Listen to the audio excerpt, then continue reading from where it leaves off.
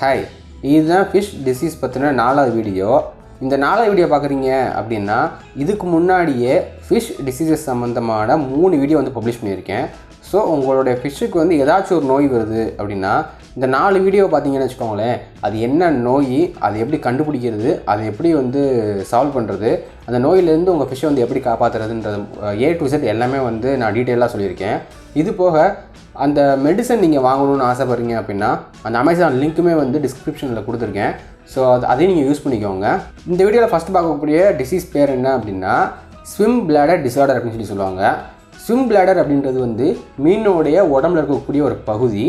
அது வந்து எதுக்கு வந்து யூஸ் பண்ணுது அப்படின்னா, அந்த ஃபிஷ் வந்து எதுக்கு யூஸ் பண்ணும் அப்படின்னா, அந்த ஃபிஷ் வந்து கரெக்டான ஒரு நிலையில் வந்து நீந்துறதுக்கு வந்து அது யூஸ் பண்ணும். இப்போ இந்த ஸ்விம் பிளாடர் இருக்குல்ல, அதில் பிரச்சனை அப்படின்னா அந்த ஃபிஷ்னால் ஒழுங்காக நீந்தவே முடியாது.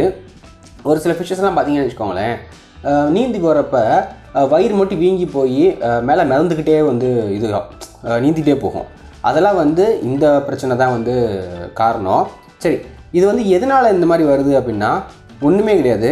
நம்மளுடைய ஃபிஷ்ஷுக்கு வந்து சரியாக மோஷன்றது போல் அப்படின்னு சென்ஸ் எப்படி சொல்லலாம் அப்படின்னா, நீங்கள் ரொம்ப அதிகமான ப்ரோட்டீன் ரிச்சான டயட் நீங்கள் கொடுக்குறீங்கன்னு வச்சுக்கோங்களேன், ஃபிஷ்ஷுக்கு வந்து கான்ஸ்டிபேஷன் அப்படின்ற பிரச்சனை வரும்.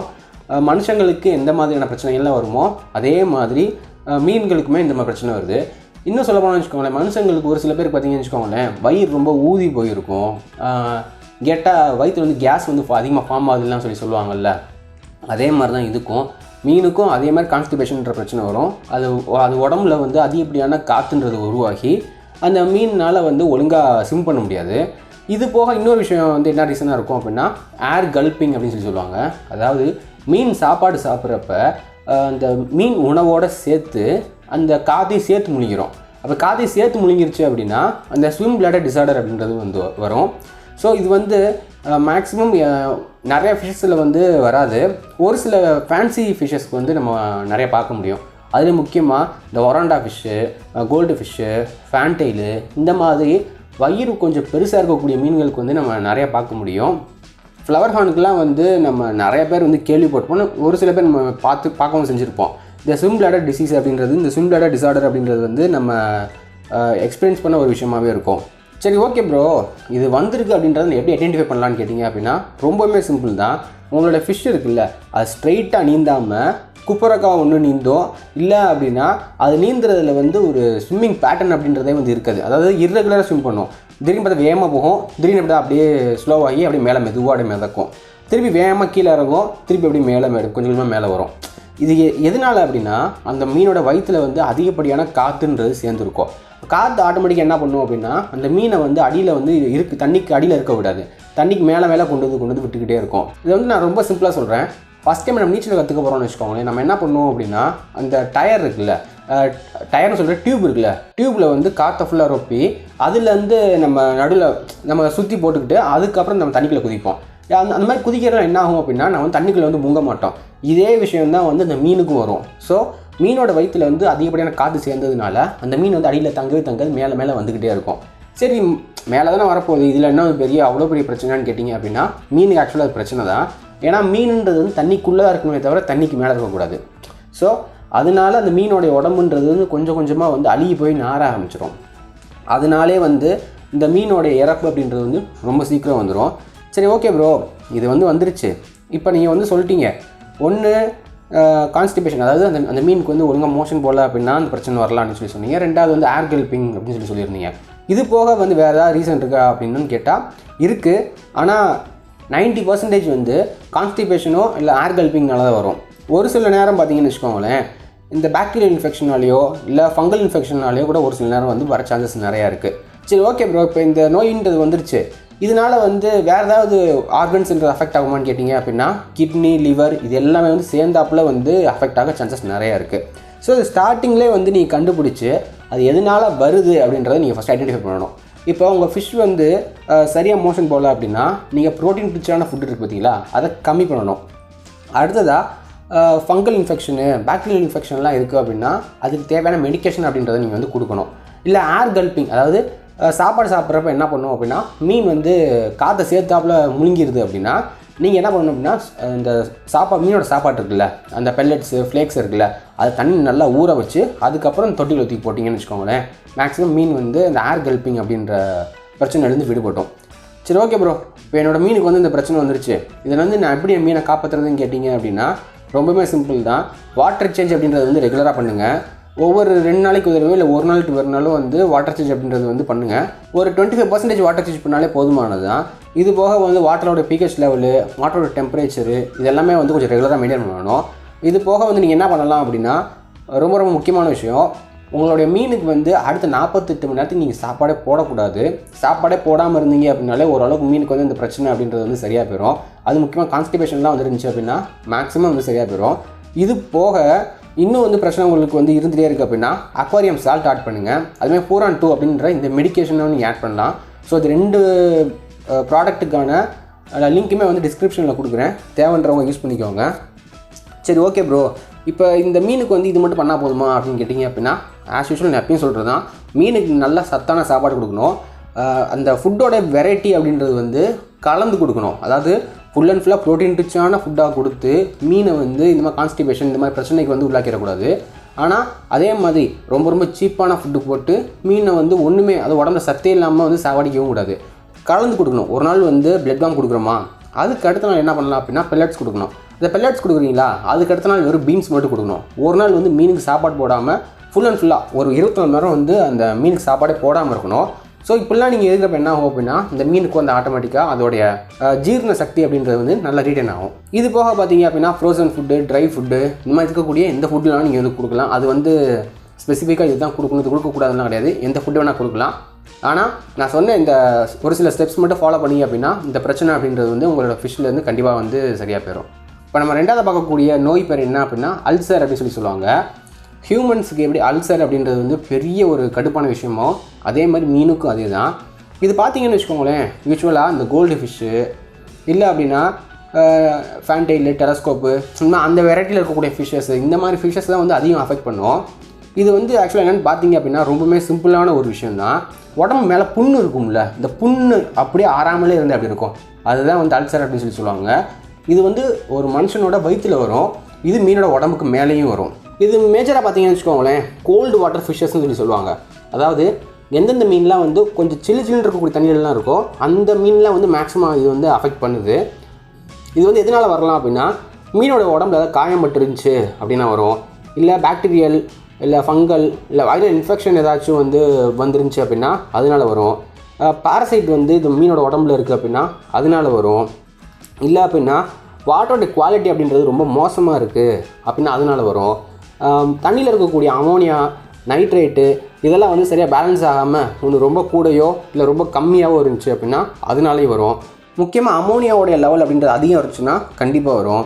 அதே மாதிரி தண்ணியோட pH லெவல் ரொம்ப ஏறினாலும் வரும், அதுமாதிரி ரொம்ப கம்மியானாலும் வரும். ஸோ அந்த மாதிரி இந்த அல்சர் அப்படின்றது வந்து என்ன ரீசனுக்கு வருதுன்னு சொல்லி நம்மளால் கண்டுபிடிக்க முடியாத அளவுக்கு ஒரு பிரச்சனையாக தான் வந்து இந்த மீன்களுக்கு வந்து வரும். ஸோ தண்ணியோட வாட்டர் குவாலிட்டி நீங்கள் வந்து கரெக்டாக மெயின்டைன் பண்ண மட்டும் இந்த அல்சர் அப்படின்ற அந்த நோயிலேருந்து உங்கள் ஃபிஷ்ஷை வந்து காப்பாற்ற முடியும்.